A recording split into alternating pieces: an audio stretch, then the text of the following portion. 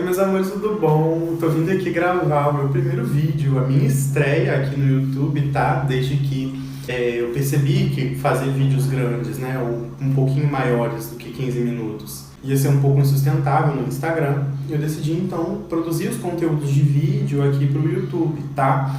Mas lá no meu Instagram, pra quem me conhece, e pra quem não me conhece, eu vou deixar o arroba aqui na tela e também vai estar na descrição do vídeo. Lá eu vou continuar produzindo conteúdos mais em textos, com imagens, né? Ou então vídeos mais curtos. E aqui no YouTube eu vou trazer as discussões mais pertinentes que eu queria trazer também no meu perfil do Instagram, mas como a plataforma mudou, tá mudando, eu vou trazer essas discussões um pouco mais profundas cá pro YouTube, tá bom? E como tema do meu primeiro vídeo, né, eu decidi então comentar, abordar um pouco a diferença da astrologia tradicional para a astrologia moderna, tá? Mas acabou que o meu roteiro saiu muito mais sobre história da astrologia do que as diferenças mesmo, né? Porque na verdade as diferenças, quando a gente estuda história, a gente percebe qual que é a diferença, tá? Mas eu posso até me aprofundar num vídeo futuro. Então, hoje eu vou comentar com vocês, falar um pouquinho, né, sobre esse histórico da astrologia, que eu acho que ele é bastante elucidativo para a gente entender tanto a astrologia tradicional, porque ela é como é, e também a astrologia moderna, tá? O contexto das duas fala bastante a respeito da natureza das duas. Então, assim, a origem da astrologia, ela remonta à origem da própria civilização, né? Desde reinos bem antigos, né, de povos bem antigos, já havia astrólogos, né? Talvez não com esse nome, mas existiam pessoas que estavam a serviço principalmente do rei, que elas passavam as noites observando o céu, observando as estrelas, né? E o movimento aparente do céu também, né? Esse ponto de observação da Terra, ele é muito importante para a astrologia, né?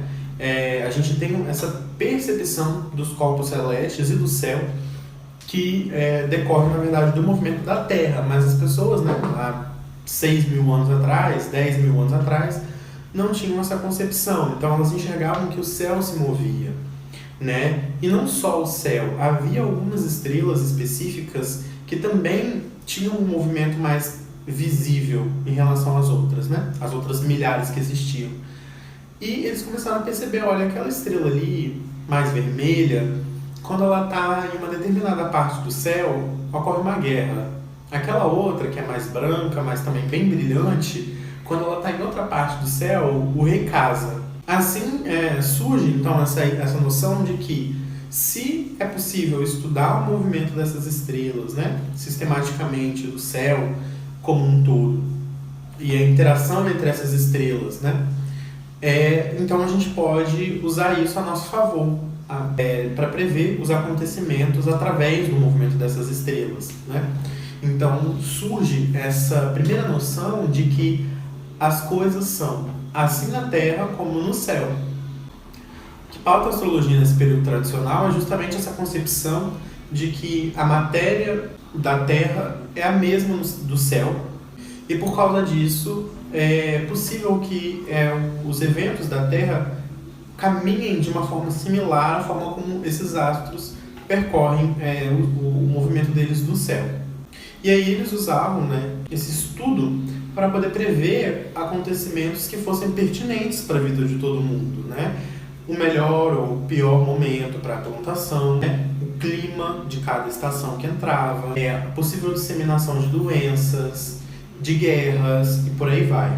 Claro que diferentes povos tinham diferentes práticas astrológicas, mas a astrologia contemporânea, a base dela surge mais ou menos no começo da era cristã, com autores que escreviam e produziam em língua grega, e principalmente um autor chamado Ptolomeu, né? Que por mais que hoje existam certas críticas, certas problemáticas no que ele escreveu, fato é que o livro dele, o Tetrabiblos, se tornou uma grande referência para a astrologia ocidental, porque foi ele que difundiu, por exemplo, o uso do zodíaco tropical e do sistema de 12 casas. Mas, como eu disse, mesmo tendo um objetivo oracular de previsão do futuro, nesse período helenista, né, que a gente chama hoje de helenista, ele foi incorporando várias filosofias gregas para a prática astrológica, né? Filosofias como a neoplatônica, o aristotelismo e principalmente o hermetismo, tá? Porque o hermetismo de todas as correntes filosóficas, é a que mais está atrelada a concepções muito fundamentais da astrologia. Então, hoje, apesar de a astrologia tradicional ter fama de determinista e fatalista, ela, desde a sua base, né, desde o seu começo, lá no século II a.C., já trabalhava com uma concepção do ser humano como um ser espiritual. E que mesmo que exista um destino, um caminho pré-determinado por um Deus, por uma força superior, esse destino ele está em interação com a nossa alma, com o nosso espírito, né? E o nosso espírito ele pode estar ou não em conformidade com esse destino, com esse karma, com todas as ressalvas da palavra, mas desde o começo, desde o início, se tinha a concepção também do espírito, tá? Da nossa alma, e que nos individualiza, que nos dá consciência e que ela pode resistir ou não ao nosso destino, ao que nos é de direito nesse mundo. Então, esse desenvolvimento astrológico no período helenista, ele seguiu desde a Grécia Antiga até o Império Romano. E no final do Império Romano, né, a astrologia tradicional ela teve o seu primeiro momento de baixa, porque lá pelo século IV, se eu não me engano, os bárbaros, né, os povos que eles chamavam de bárbaros, invadiram o Império Romano e ele colapsou, ele ruiu. E, a partir daí, o estudo da astrologia ficou em hiato, praticamente, né? Até mais ou menos o século VIII, tá? Porque foi quando os árabes conseguiram estender o império deles até o Ocidente, eles ocuparam a Península Ibérica, e aí a gente teve o Ocidente cristão e o Ocidente dominado pelos árabes, tá? Esses árabes, eles tinham um grande interesse pela língua grega e pelos conhecimentos, filosofia do povo grego antigo. Então eles assimilaram muito conhecimento, inclusive astrológico, dos helenistas, e também, ao mesmo tempo, como eles haviam expandido o império deles no Oriente, eles absorveram muito conhecimento dos persas e dos indianos. Então, esse mundo ocidental, que não era ocupado pelos árabes, ele ficou também bastante tempo com um estudo astrológico, e não só astrológico, a educação em geral, muito defasada, porque ela não era difundida, né? E não era prioridade da igreja essa educação para a maior parte da população. Então, só por volta de 1100, lá pelo século XII, é que se acordou, digamos assim, para essa necessidade de desenvolvimento. E então, os europeus, né, ocidentais, eles começaram a ver que eles estavam muito aquém em relação aos árabes, né? Então, eles começaram a procurar bastante textos dos árabes e começar a traduzir eles para o latim, que era a língua franca ali da Europa na época, né? E aí, eventualmente, traduzindo esses textos do árabe para o latim, eles começaram a ver que os árabes também tinham muitas referências gregas, né? Foi mais ou menos nesse contexto que essas referências gregas, de filosofia, de astrologia, de outros conhecimentos também, começaram a ir parar na mão dos europeus cristãos. Aí o Ocidente cristão ele se manteve nesse quadro mais ou menos até os anos de 1400, né, no século XV. Nesse momento, o expansionismo turco ele começou a ameaçar, né, a soberania do Ocidente, começou a ameaçar dominar todo o Ocidente. E com isso, a resposta dos europeus cristãos foi criar uma certa onda de repulsa, de hostilidade a tudo que vinha, né, dos árabes e tudo que vinha do Oriente. Nesse momento, eles começaram um movimento de voltar a atenção para os textos gregos mesmo, né, da filosofia grega, dos conhecimentos gregos, para poder tentar manter uma certa unidade cultural, social. E aí, nesse momento, então, os textos gregos passaram a ser traduzidos do grego mesmo para o latim, né, que era também ainda a língua franca da época. Só que, durante o final da Idade Média, começou a ocorrer uma revolução científica, né? Muitos conhecimentos que são históricos, que marcaram a nossa história, começaram a surgir nesse período, né? Especialmente o heliocentrismo de Copérnico, né? Que colocou em xeque, né? Desacreditou esse modelo geocêntrico, né, da astrologia tradicional. Então, lá pelo século XVII, a astrologia ela já estava bastante desacreditada na Europa. Já no final do século XIX, né, a astrologia ela começou a ser resgatada de novo, tá? Só que dessa vez na era do positivismo, na era do darwinismo, na época da segunda revolução industrial. Então isso fez com que todo aquele teor filosófico e espiritual que a astrologia tinha, né, no seu fundamento, teve que ser direcionado para um campo muito mais racional e científico. E esse fato, combinado ao fato de que os europeus, né, com uma certa xenofobia, com um certo preconceito religioso, não quiseram buscar fontes árabes, né, ou de qualquer outro povo, para aprofundar o seu conhecimento astrológico, eles se depararam com um sistema cheio de lacunas, porque os conhecimentos astrológicos que foram desenvolvidos pelos europeus cristãos foi se perdendo com o tempo, e o que chega até hoje para a gente é muito pouco.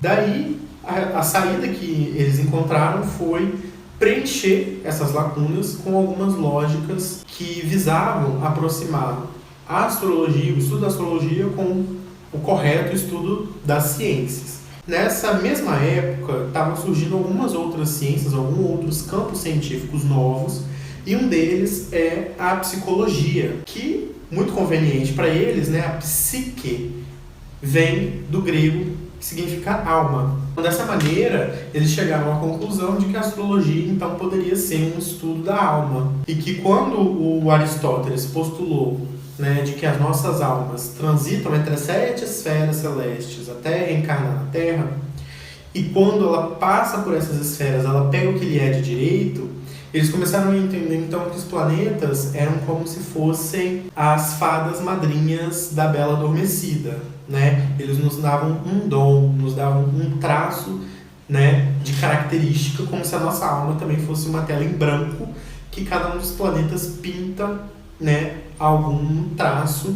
E aí, ao longo do século XX, outros grupos também foram acrescentando outros conceitos de outras áreas ou de outras crenças ao sistema astrológico, gerando correntes, por exemplo, como a astrologia kármica, né? Coisa que a astrologia nunca se propôs a ser. E também o karma, ele é um conceito muito específico de um povo que tem uma história, tem um contexto e que nunca foi agregado à astrologia, né? Até mesmo hoje, quando se fala no do Norte e no do Sul como Rahu e Ketu, né? E por isso dando a desculpa de que eles falam sobre karma, na verdade existe um certo equívoco aí nessa lógica, tá? E por volta dos anos de 1960, a astrologia ela chega no seu ponto mais baixo, na minha opinião, que é quando ela vira produto na lógica de mercado capitalista e passa a ser realmente mistificada para vender almanaque astrológico ou horóscopo de jornal e de revista.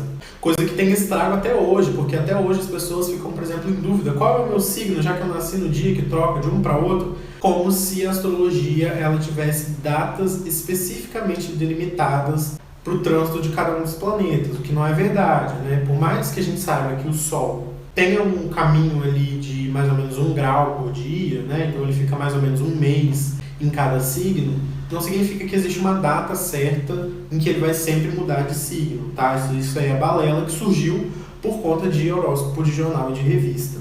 Mesmo assim, no final do século XX, alguns estudiosos começaram a se interessar mais profundamente por astrologia e buscar, recuando no tempo, as suas origens e a sua história, né? Isso fez com que eles encontrassem os textos antigos em latim, em grego, e começassem a traduzir eles, especialmente, as traduções são feitas especialmente para o inglês, né? E com isso eles começaram a recuperar aquela essência da astrologia tradicional, a astrologia que era praticada lá na época medieval, lá na época dos helenistas, tá? Então muita coisa começou a ser revisitada e testada também, tá? Porque aí muita gente é desacreditada na astrologia tradicional. Elas têm uma visão, de novo, darwinista, né, de evolução histórica, e acham que só porque a astrologia tradicional é algo que surgiu lá na Babilônia e foi usada só até a Idade Média, eles acreditam que então a astrologia moderna que nasce no século XX ela é mais avançada. ela é melhor, ela é mais desenvolvida, ela é mais instrumentalizada, e não é. Existe muito espaço inconsistente ainda dentro da astrologia moderna. É só a gente pensar Plutão. Plutão foi descoberto nem há 100 anos atrás. Então a gente tem menos de 100 anos de estudos astrológicos para dizer quais seriam os significados e os efeitos dos trânsitos de Plutão. Fora que Plutão permanece cerca de vários anos, 5, 6 anos, dentro de um único signo. Ele demora mais de 20 anos para dar uma volta completa no zodíaco. Então, assim, como que você consegue comparar isso e dizer que isso é melhor do que técnicas que foram desenvolvidas ao longo de mais de 1000 anos? Enfim, de qualquer forma, então, né, muito conhecimento ainda precisa ser resgatado. Existe muito material de outras línguas, além do grego e do latim, que estão sendo traduzidos ainda, como eu falei, traduzidos para o inglês. Então, às vezes, se a pessoa não fala inglês, não domina o inglês bem, ela ainda tem essa outra barreira.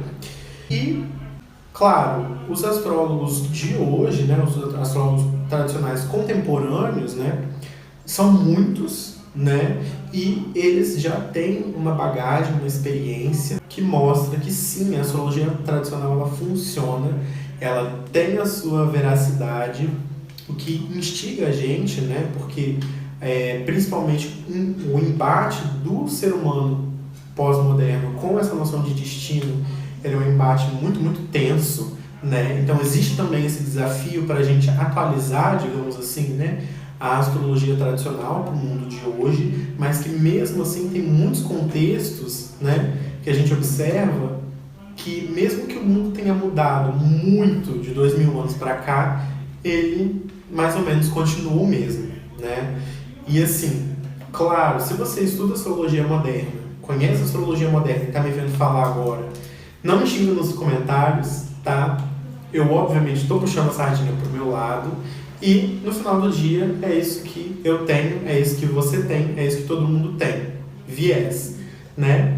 Mas, claro, se você estiver aberto a um debate que seja construtivo, que seja proveitoso, pode me comentar aí, tá? E se você também não é astrólogo, não é especialista, você pode me ajudar engajando esse vídeo com um comentário, ou então dando uma curtida, tá? Se inscrevendo aqui no meu novo canal, para eu saber como que tá esse feedback, tá bom? E é só isso por hoje, gente. Tchau!